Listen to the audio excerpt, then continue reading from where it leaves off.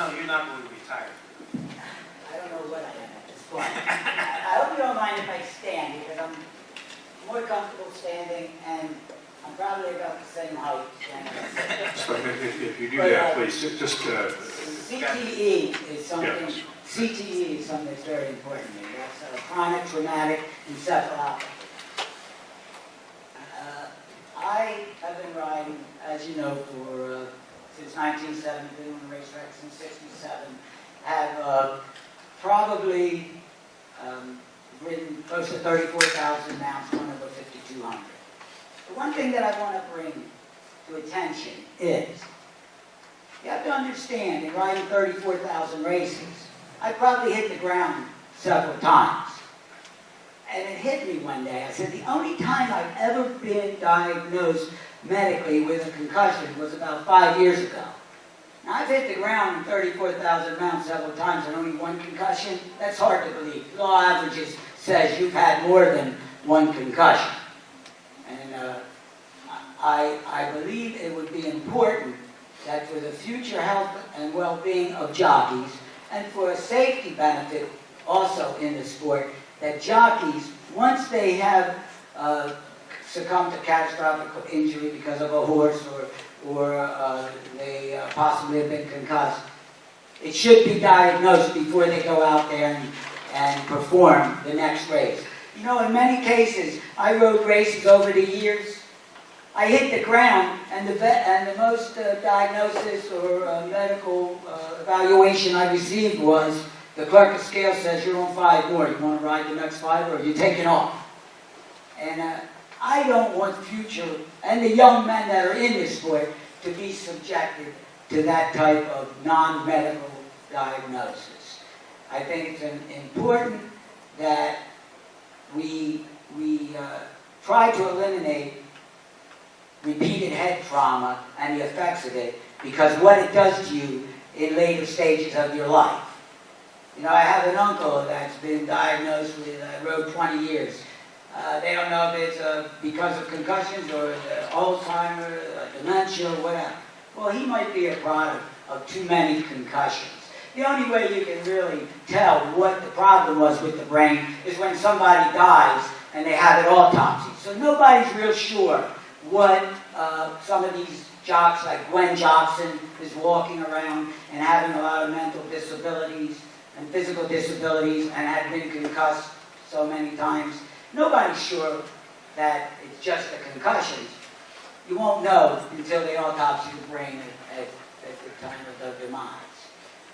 I don't think that's fair to the young riders in the future of this business. Like I said, it's not just a health and well-being issue into the latter stages of their life. It's a safety issue. You know, when a kid goes out there and he's had some type of head trauma and he goes back out there and rides, he's not right. He's jeopardizing himself, but he's also jeopardizing the rest of the field. We have to do something. We have to be proactive in doing something, not reactive and wait for the next accident to happen. I did have the good fortune of meeting Dr. Rizer, because he's been the track physician for many years. One day I was in a 5-horse spill. I was on the lead, my horse snapped both his legs, so 4 others went over top of me. Dr. Rizer was there. The only reason I didn't get up and ride is because I had a broken pelvis, broken hand, broken L1, L2. He came to the hospital. He says, you know, with all that, you have a concussion. And I'm thinking, concussion? All I want to do is heal this pelvis up, get this hand operated on. When can I go back to work? He says, you have a concussion. I stayed in the hospital for 4 days. I got out of the hospital. A week or 10 days after I got out of the hospital, I'm sitting on the couch, my wife's sitting next to me. I said, and all of a sudden, the light went on. I said, hey, Kai, I'm all banged up like this because I was in a bad spill. And she looked at me like I was nuts. But that's what, and when I realized what a concussion was. That day I went down on the lead. It was a 10-horse field. 5 of us went down, 5 finished. So I know what a concussion is. And there's no benefit to riding with if you're concussed, and there's no help, and there's no safety situation that's going to occur if you have a concussion. The only thing concussion has ever saved me, and the only benefit I've ever had of concussion, is when my wife tells me to do something and I forget to do it, and it's something that I didn't want to do anyway. I say, you got to understand, guy, I've had a lot of concussions. But let me introduce Dr. Rizer. He's the medical professional, and I also want to give Dr. Kelly Ryan, who has put the concussion protocol in place, had it put in place in Maryland, couldn't be here today because she had a scheduling difficulty. Dr. Rizer has been so gracious enough to come and speak and away from his practice, and I appreciate Dr. Rizer. The floor is yours. Thank you all. And Racing Commission, thank you for your time. I know you have a busy schedule. I became aware of concussions about 35 years ago when I was the Abington football team doctor and a fullback concussed, and I was pressured to send that young man back in the game because it was the opposing team's fullback, and I said, no way, this young man's been concussed. But now we have a screening mechanism based on good data, both from the United States and from Europe, that a baseline concussion protocol should be part of every jockey's record before they get injured. So that then we can compare the baseline to their neurologic exam when they've taken a spill. A database can be created. It has to be bilingual, because in our jockey's room, we have a very large Hispanic population. Dr. Kelly Ryan is doing breakthrough research at Laurel, and indeed, the state of Maryland has mandated a concussion protocol based on the SCAT-5 questionnaire, which is basically a 20-minute questionnaire that tests both the jockey's cognitive skills and their balance skills. Tony can tell you that in a race, a jockey depends on muscle memory, eye-hand coordination, and judgment, all of which are impaired when a jockey has a concussion. What is a concussion? A concussion is a forceful blow to the head that actually causes the brain and its moorings to shift, and one side of the brain hits the skull. Many times it's something called a contre coup. The concussion is here, this side of the brain is concussed. We do jockey licensing physicals, but that's an entire physical, and it doesn't test cognitive skills. It doesn't test eye-hand coordination. It essentially checks jockeys for medical conditions. We, the medical community, feel that it's imperative that in a jockey's database in their record, in addition to their regular physical exam, that they have a baseline SCAT-5 concussion protocol. Then, once they fall, we have a baseline to compare. Now I'll give you some simple things that I do. Tony can vouch for this. I asked him when he was in the ICU, write your name. And he wrote his name. I said, now show me your license. I said, look, the writing was all over the place. Well, what does handwriting have to do with the concussion protocol? Well, what does it take to handwrite? It takes muscle memory. It takes eye-hand coordination. The concussion protocol includes things like giving a jockey at baseline 4 words to memorize and tell the jockey, I'm going to ask you those words in about 15 minutes. They have nothing to do with each other. He repeats them back. Then you do the same thing when he's falling. Well, I've done a sort of a version of that. I'll ask the jockey, what horse were you on? What race was this? Who was the trainer? And if he can't spit them out like that, then I know he's been concussed. I'll ask them things like their child's birthday, their social security number. If they don't spit it out, they're down. Now the other part of the concussion protocol, and I'll conclude with this, is return to racing criteria once you've had a concussion. It has to be a graduated return to your sport, beginning with complete mental rest, no TV, no computer, then maybe some light weights, then maybe running on a treadmill, then maybe walking around the block, then maybe riding on the horse simulator in the jockey room, then maybe somebody assisting you to mount a horse, and then somebody allowing you during the morning workout to see if you can get into the gate. So it has to be a graded return to racing. We're just at the beginning of this road in Pennsylvania. It's a necessary road. For me, jockeys are my brothers. This is a labor of love. I came to Harrisburg today to tell you that entire families are impacted when a jockey has a traumatic brain injury. And I think there's much more we can do to protect this valuable resource. Thank you, ladies and gentlemen. I'll answer questions if you like. Well, thank you, and Dr. Rizer, thank you both for being here. Questions, comments? Dr. Rizer, thank you for being here. You know, Tony's written for me hundreds of times, and whenever the trainer would give him instructions, I was able to disagree when he said, "This be in front of the woman." A lot of times, Sal, I don't remember what he said anyway. I always enjoy riding for you. But he's done. In fact, I'm very proud of the fact that his Hall of Fame picture at the Parks Hall of Fame has my colors. But so thank you for being here. Thank you for your passion. Even though you're almost retired or retired, thank you for your caring about your other colleagues. I appreciate it. I have a couple of questions, though. One is, what is now done through the Jockeys Guild or anything about this subject? Get an answer to that? Let me start with that question. Can I answer that? Yes. I'm not familiar with the Jockeys Guild, and I have an opinion on that. It's not being pursued in the way it should be by the Jockeys Guild. And you have to understand, there's opposition from riders to this, because riders don't understand what CTE is. They haven't seen a victim of repeated head trauma. So they might be opposed to it. And you must understand that the Guild generates most of its revenue from rider contribution. So it's almost a conflict of interest for them to aggressively pursue it. So I don't think they really are.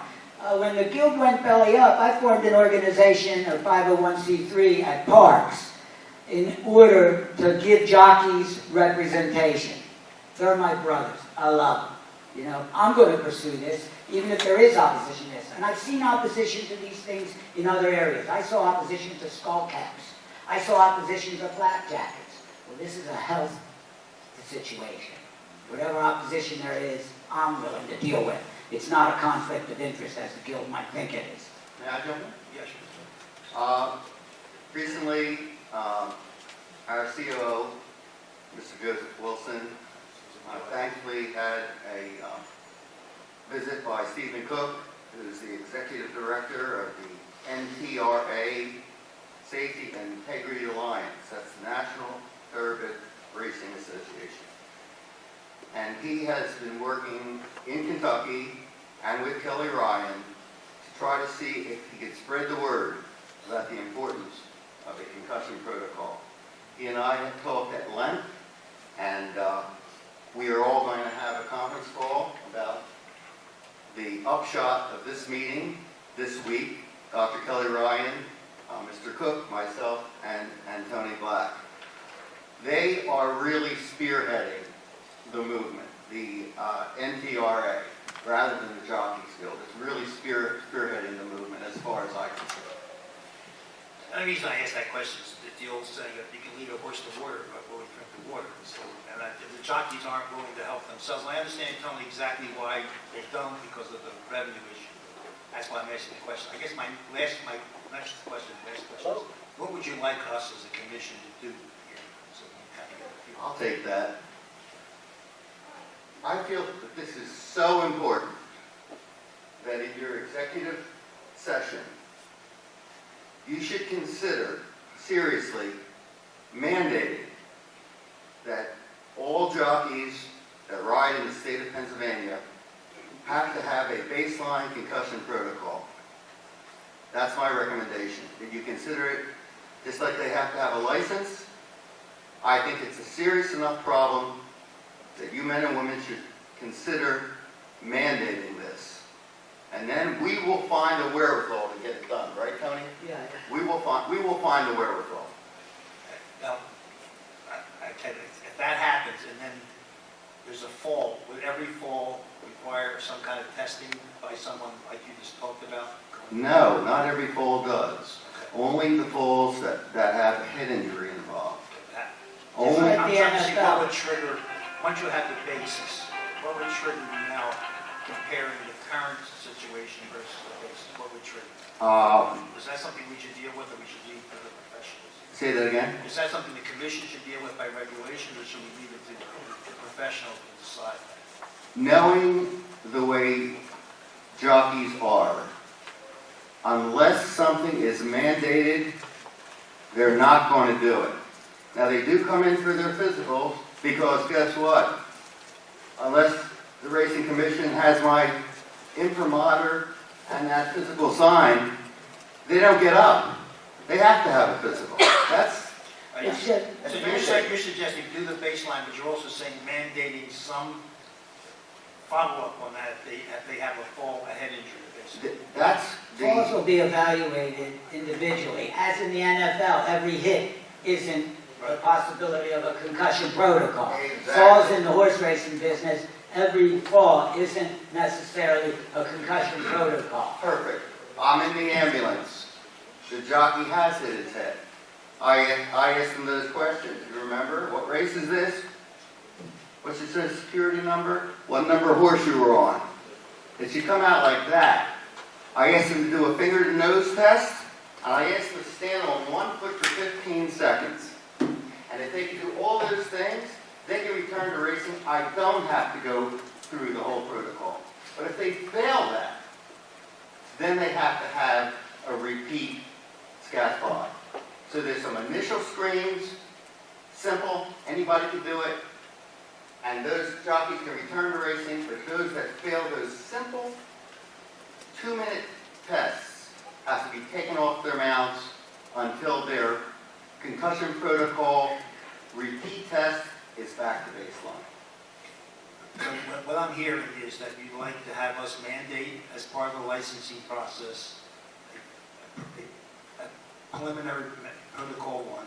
2, you'd like to have us give to the professionals, doctors, the ability to say we think there is a concussion here and therefore we want to put them into the protocol for that. And then you would establish the way back that they have to follow that protocol. That's what you're asking for. Precisely on point, Mr. Labunda, precisely on point. Thank you. Other questions? Comments? So talk about Maryland and what's happened there, right? How recently has that gone into effect? What's the impact? What's the reaction, please? Excellent question. Been in place about 18 months. It's been a real educational process. That's what it's about, is educating the jockey. Kelly Ryan has just gone over to Ireland to have a fellowship about the benefits of the concussion protocol. In California, they're doing similarly. The evidence is in. It is preventing catastrophic accidents. The evidence is really in Europe, but it's just beginning to trickle in here in Maryland. And there is a YouTube video that I commend to all of you. It's very short, 10-minute video. It's Concussion Protocol, Maryland, Kelly Ryan. And it, in a nutshell, for laymen, because this video is for the jockeys to become aware. Like Tony said, I wasn't aware before of what a concussion was. This video is a terrific starting point. I have thrown my hat in the ring. I have volunteered to have that YouTube video translated into Spanish. I'm going to make that happen so the jockeys that don't speak English can have the benefit of that YouTube video. I'm going to take on that responsibility. That's how passionate I am about this problem. Thank you. Other questions or comments? If not, Yes, thank you. So how, in Maryland, how was it implemented? Was it from their commission? Was it from the horsemen's group? Was it from the jockeys? Was it from the management? Was it there? The answer is I don't know. And you say you are working currently with Parks Management, with Mr. Wilson, about potentially implementing this requirement, correct? Actually, I haven't worked with him yet. I hope to work with him in the future. I just know that he was responsible for getting the NTRA Association people to come. And when I sat down with Mr. Cook, he said, well, where do you stand with concussion protocol? I said, we stand at our infancy. We stand with a door open, with a neighbor to our south who's willing to come up to Parks and share with us how she implemented it. We don't have to reinvent the wheel. We don't have to start from square one. And if she didn't have a scheduling conflict, she would be here. And I would hope that at another meeting of the Racing Commission, you would welcome her by invitation to come and answer the questions that you just asked me, because I really don't know the answer. And maybe, Tony, you can refresh my memory. I feel like we've discussed this topic of model rules at the RCI,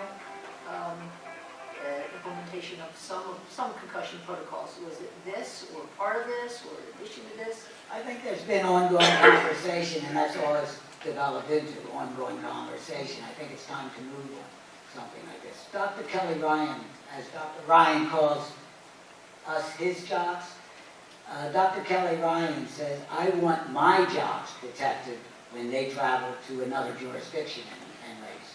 When it comes to a national movement, it just seems like in racing, something that's a national movement doesn't come about fast enough. And I wouldn't hold my breath waiting. I want to see something happen sooner because jockeys' health is important. So my impression is it's not currently part of the accreditation process. Is that right, Tom? That they are considering that. Okay. Thank you. Dr. Rizer, I did have one other question. Would this apply the same to drivers, I shouldn't put to drivers and jockeys? Because this is a commission that regulates both standardbred and thoroughbreds. Would your concerns apply equally to drivers as opposed to? I've never been asked that question. I think I would have to look at the statistics of how many head injuries occur in standardbreds, and I don't have that knowledge at my fingertips. And my interest in life and long-term passion has been with thoroughbred racing, so I really am not in a position to answer that question. Mr. Chairman, I would ask that this be put on the agenda for next meeting's executive session. We try to get some answers about thoroughbred versus standardbred, and also about how Maryland implemented the statute and what it says. It's not implemented its procedure, I'm not sure what it says. Right. Okay. And what it says about this. I think that would be great. Thank you very much. I think that requires a motion. Okay, everybody's saying. Have a motion, Commissioner Devunda, and a second, Dr. Sweeney. Any further discussion? I have to ask the council if that's a matter for executive session or public session. Does it fit into any exceptions? No. No is the answer. But if it's informational, it should be here in the public session. It shouldn't be an executive session. It shouldn't be. It's not a. Yeah. It should be an executive session. It should be in the public session. The reason I said that is he said executive session. It's a good. Yeah, so we'll include this with the public agenda, right, for a December meeting. Any further thoughts or discussion? Mr. Chairman, Yes. if you would be so kind as to give me the date of that meeting, I will do my darndest to make sure that Dr. Ryan is here. December 18th. December 18th. If I have to go to Maryland and knock on her door, she'll be at the meeting at December 18th at 1 o'clock. Okay. Thank you for that. So we have a motion second. All those in favor of adding this to the December agenda, public agenda, say aye. Aye. Those opposed, same sign. Motion carries. Thank you. Dr. Rizer, thank you. Mr. Black, thank you for being here. Thank you Very for nice. having us, and thank you for your time and giving us your ear. Yeah, it's a pleasure. Thank you.